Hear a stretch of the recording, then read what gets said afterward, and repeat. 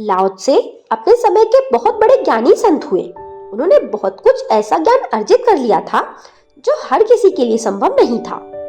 जब लाओ त्से की ख्याति बहुत बढ़ गई तब उनके शिष्यों ने, यहाँ तक कि राजा ने बहुत आग्रह किया कि उन्होंने जो कुछ जाना है, जो कुछ भी अनुभव किया है, उसे वे कहीं अभिलिखित कर दें।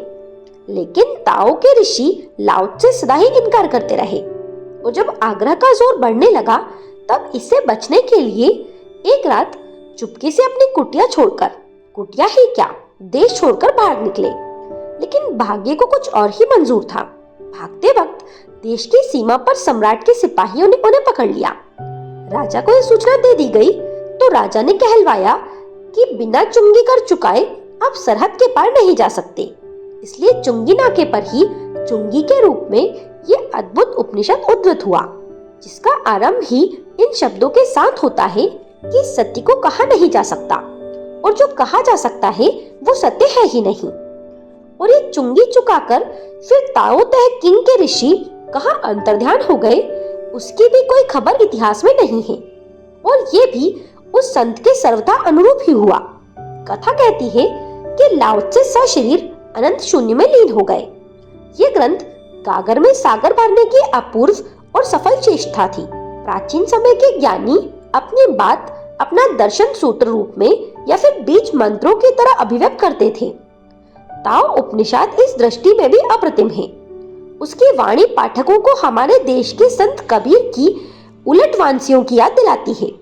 जीवन के आदिम सहजता और स्वाभाविक की निर्दोषिता और रहस्यमत्ता की लाओ त्से ने जैसी हिमायत की है, ये कबीर के विचारों के अत्यंत निकट जान पड़ती है। लाओ त्से ने यह अकेली एक ही किताब लिखी है और ये उसने लिखी जिंदगी के आखिरी हिस्से में। उसने कोई किताब कभी लिखी ही नहीं और जिंदगी भर लोग उससे पीछे पड़ते रहे। साधारण से आदमी से लेकर सम्राट तक ने उससे प्रार्थना की कि लाओ त्से अपने अनुभवों को लिख जाओ।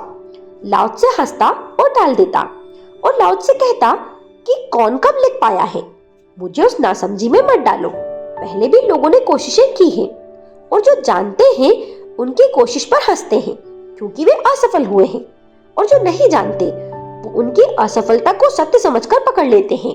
मुझसे भूल मत करवाओ। जो जानते हैं वे मुझ पर हंसेंगे और कहेंगे कि देखो लाओ त्से भी वही नासमझी कर रहा है। जो नहीं कहा जा सकता उसे कह रहा है, जो नहीं लिखा जा सकता उसको लिख रहा है। नहीं नहीं, मैं ये सब नहीं करूंगा। लाओ त्से जिंदगी भर टालता रहा और टालता ही रहा। मौत जब करीब आने लगी तो मित्रों का दबाव और शिष्यों का आग्रह भारी पड़ने लगा। लाओ त्से के पास सच में संपदा तो बहुत थी। बहुत कम लोगों के पास इतनी संपदा होती है। बहुत कम लोगों ने इतना गहरा ज्ञान जाना होता है। तो स्वाभाविक था आसपास के लोगों का आग्रह भी उचित और ठीक ही था। लाओ त्से लिख जाओ, कुछ लिख जाओ, ताकि आगे वाले लोगों को भी तुम्हारे ज्ञान का कुछ अंश मिल सके। जब आग्रह बहुत बढ़ गया और मौत नजदीक आते हुए दिखाई देने लगी तब लाओ त्से मुश्किल में पड़ गए।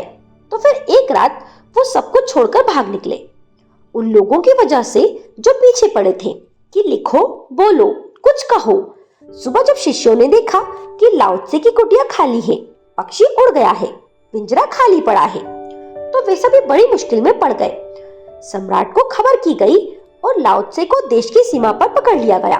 सम्राट ने अपने अधिकारी भेजे और चीन की जहां सीमा समाप्त होती है वहां उन्होंने लाओ त्से को रुकवा लिया और लाओ त्से से कहा कि सम्राट ने कहा है कि चुंगी दिए बिना तुम नहीं जा सकोगे।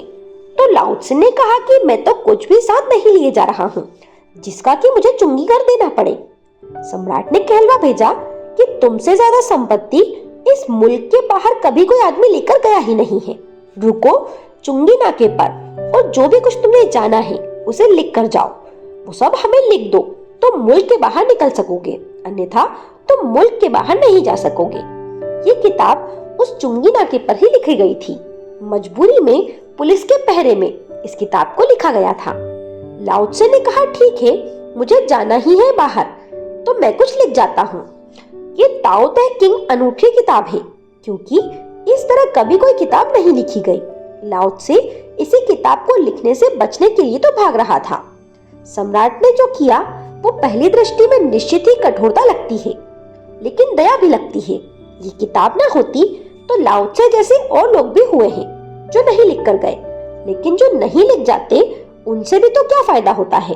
जो नहीं लिख जाते उन पर कम से कम विवाद नहीं होता, जो लिख जाते हैं उन्हीं पर तो विवाद होता है। जो लिख जाते हैं उनके एक एक शब्द पर हम विचार करते हैं कि इसका क्या मतलब हुआ, और मतलब शब्दों के बाहर रह जाता है। कभी अगर मनुष्य जाति का अंतिम लेखा जोखा होगा तो ये कहना मुश्किल है कि जो लिख गए हैं वे बुद्धिमान समझे जाएंगे या फिर जो नहीं लिखे गए हैं वो बुद्धिमान कहलाएंगे। वैसे दो में एक कुछ भी चुन लो, द्वैत का ही चुनाव होगा। कोई लिखने के खिलाफ चुप रहने को चुन लेता है तो बाकी द्वैत से बचने का उपाय नहीं है। ये बातें ओशो के प्रवचनों से प्रेरित हैं। आपको ये वीडियो कैसा लगा मुझे कमेंट करके जरूर बताएं। मेरे साथ बने रहने के लिए आप सभी का धन्यवाद।